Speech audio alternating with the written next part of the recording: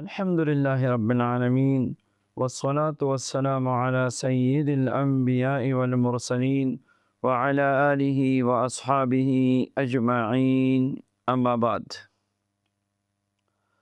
فراخی رزق، کشادگی رزق، رزق میں وسعت ہو، کسی کے محتاج نہیں۔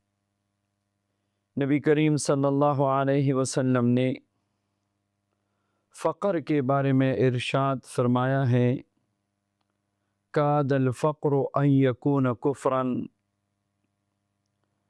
فقر جو ہے بعض اوقات انسان کو کفر تک پہنچا دیتی ہے، کیونکہ یہ محتاجگی، یہ فقر، یہ بھوک، یہ افلاس، یہ رزق کی تنگی، یہ بڑی آزمائش ہے۔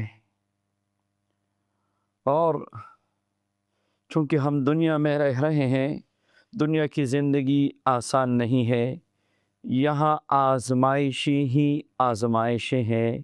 اللہ قرآن پاک میں ارشاد فرماتے ہیں، وَلَنَبْلُوَنَّكُمْ بِشَيْءٍ مِّنَ الْجُوعِ وَنَقْصٍ مِّنَ الْأَمْوَالِ۔ اللہ تبارک و تعالی قرآن پاک میں ارشاد فرماتے ہیں، وَلَنَبْلُوَنَّكُمْ بِشَيْءٍ مِّنَ الْخَوْفِ الی آخر الآیہ۔ تو تاکید کے ساتھ اللہ تبارک و تعالی نے آزمائشوں کا، امتحانات کا ذکر کیا ہے کہ اس دنیا میں تم پہ امتحانات بھی آئیں گے، اللہ کی طرف سے تمہیں آزمایا جائے گا۔ احسب الناس ان یترکوا ان یقولوا آمنا وهم لا یفتنون۔ کیا صرف اس بات پہ کہ ایمان کا دعویٰ کرے اور کہیں میں ایمان لے آیا بس ان کو چھوڑا جائے گا؟ نہیں، ان کو ضرور آزمایا جائے گا۔ یہ مال ملا تب بھی آزمائش ہے، اولاد ملی تب بھی آزمائش ہے، فقر ہے تب بھی آزمائش ہے، اولاد نہیں ہے تب بھی آزمائش ہے۔ یہ زندگی ہی آزمائشوں کی زندگی ہے۔ یہاں انبیاء کرام علیہم الصلوات و تسلیمات پہ کتنی تکالیف آئی ہے، کتنی مشقتیں برداشت کی ہیں، اور پھر جناب نبی کریم صلی اللہ علیہ وسلم کی تکالیف اور نبی کریم علیہ السلام پہ آزمائشیں۔ تو یہ ہے دنیا ایسی ہی ہے، یہ دنیا کی زندگی ایسی ہی ہے۔ البتہ نبی کریم علیہ السلام کا فقر یہ اختیاری تھا۔ اگر چاہتے تو مکہ کے پہاڑ بھی سونا بن جاتے، احد کا پہاڑ بھی سونا بن جاتا، مگر فقر اختیاری تھا تاکہ امت کے لیے آسانی ہو۔ پھر اللہ تبارک و تعالی نے قرآن پاک میں خود رزق کا وعدہ بھی کیا ہے، وَمَا مِن دَابَّةٍ فِي الْأَرْضِ وَمَا مِن دَابَّةٍ فِي الْأَرْضِ إِلَّا عَلَى اللَّهِ رِزْقُهَا۔ حضرت موسیٰ علیہ السلام کے متعلق ایک واقعہ منقول ہے کہ اللہ تبارک و تعالی انبیاء کرام کی، صلحاء کی تربیت فرماتے ہیں۔ تو حضرت موسیٰ علیہ السلام کو ایک دفعہ اللہ جل شانہ نے ارشاد فرمایا کسی پتھر کے بارے میں کہ اپنے عصا سے اس کو توڑو۔ موسیٰ علیہ السلام نے عصا کی ضرب لگائی اور پتھر ٹکڑے ٹکڑے ہو گیا۔ تو اندر سے ایک اور پتھر ہے، دوسرا پتھر ہے، اس پہ بھی ضرب لگانے کا حکم ہوا۔ جب اس کو توڑا تو اندر تیسرا پتھر ہے، تو اس کو بھی ضرب لگانے کا حکم ہوا۔ جب اس کو توڑا تو اندر ایک چھوٹا سا کیڑا ہے، اور اس کیڑی کے منہ میں بطور غذا کوئی چیز ہے، جیسے سبز پتا یا کوئی بھی چیز ہے بطور غذا۔ موسیٰ علیہ السلام نے دیکھا او چونٹی اللہ تبارک و تعالی کی عجیب تسبیح بیان کر رہا ہے۔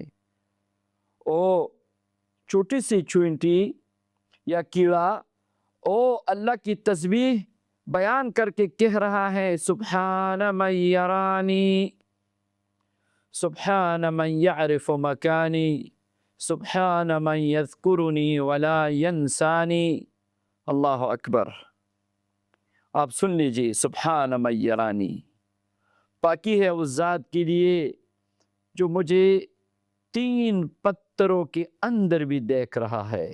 سبحان من یعرف مکانی، اور پاکی ہے اس ذات کے لیے، پاک ہے اس ذات جس کو میری مکان کا پتہ ہے کہ میں کہاں رہتا ہوں۔ سبحان من یعرفنی، من یذکرنی ولا ینسانی، اور پاک ہے وہ ذات جس نے اتنے مخلوقات کو روزی رزق دیتے ہوئے وہ مجھے نہیں بھولتا، وہ مجھے یاد رکھتا ہے، مجھے روزی دیتا ہے، وقت بوقت مجھے رزق سے نوازتا ہے۔ تو اللہ تبارک و تعالیٰ کا ایک غیبی نظام ہے، رزق کا وعدہ بھی کیا ہے، دعا کا حکم بھی فرمایا ہے، رزق کے لیے محنت بھی شرط ہے۔ ان ساری چیزوں کو مد نظر رکھتے ہوئے قرآن پاک پہ جب ہم نظر ڈالتے ہیں تو اللہ تبارک و تعالیٰ صلحاء کو، اپنے نیک بندوں کو جو اللہ سے مانگتے ہیں یہ دنیا، اللہ تبارک و تعالیٰ ان کو بغیر محنت کی بھی عطا فرماتے ہیں۔ حضرت مریم بی بی کا ذکر ہے قرآن پاک کی سورہ آل عمران میں۔ پہلے اللہ تبارک و تعالیٰ نے قل اللہم مالک الملک تؤتی الملک من تشاء وتنزع الملک ممن تشاء، ان آیات کو بیان کیا ہے، اور پھر تولج اللیل فی النہار وتولج النہار فی اللیل وتخرج الحی من المیت وتخرج المیت من الحی وترزق من تشاء بغیر حساب، اور یا اللہ تو رزق دیتا ہے جس کو چاہے بغیر حساب کے۔ پھر بعد میں چند آیات جب اب آگے قرآن پاک پڑھیں گے تو مریم بی بی کا ذکر شروع ہو جاتا ہے، اور وہاں پہ ہیں کہ اللہ تبارک و تعالیٰ اپنے غیب سے، مریم جب بچی تھی اللہ تبارک و تعالیٰ نے غیب سے اس کے رزق کا انتظام فرمایا۔ انا لکی ھذا، جب زکریا علیہ السلام نے پوچھا، قالت ھذا من عند اللہ ان اللہ یرزق من یشاء بغیر حساب، اللہ کی طرف سے ہے اور اللہ جس کو چاہتا ہے بغیر حساب کے دیتا ہے۔ تو محنت کے ساتھ ساتھ آپ اعمال بھی کرے، آپ دعا بھی کرے تو اللہ تبارک و تعالیٰ بے انتہا کا رزق نصیب فرماتے ہیں، رزق کے دروازے کھول دیتے ہیں۔ واقعی جو جیسا اللہ پہ گمان کرتا ہے اللہ تعالیٰ اس کے ساتھ ویسے ہی معاملہ فرماتے ہیں۔ تو رزق کی فراخی اور کشادگی کے لیے بہت سارے اعمال ہے۔ آپ اس آیات کا اگر ذکر کریں گے، ان اللہ یرزق من یشاء بغیر حساب، ان اللہ یرزق من یشاء بغیر حساب، ان اللہ یرزق من یشاء بغیر حساب، ان اللہ یرزق من یشاء بغیر حساب، صرف 100 دفعہ پڑھیں گے۔ اس کا بہترین وقت عصر کے نماز کا بعد ہے۔ آپ عصر کی نماز سے جب فارغ ہوتے ہیں تو اس آیت مبارکہ کو 100 مرتبہ پڑھے، اول و آخر 7 بار درود پاک، پھر انشاءاللہ اپنی محنت بھی جاری رکھے، اور اس وظیفے کی برکت سے تھوڑی محنت پہ اللہ زیادہ رزق سے نوازیں گے، رزق کی پریشانیاں ختم ہو جائے گی، آپ کی فقر، آپ کی تنگی، آپ کی محتاجگی، یہ ساری کی ساری چیزیں ختم ہو جائے گی، آپ کی زندگی سے بوری بستر گول کر کے چلی جائے گی، اور آپ کا رزق فراخ ہوگا۔ اللہ تبارک و تعالی اپنے غیب کے خزانوں سے ہم سب کے لیے رزق حلال کا بہترین انتظام فرمائے، آمین یا رب العالمین۔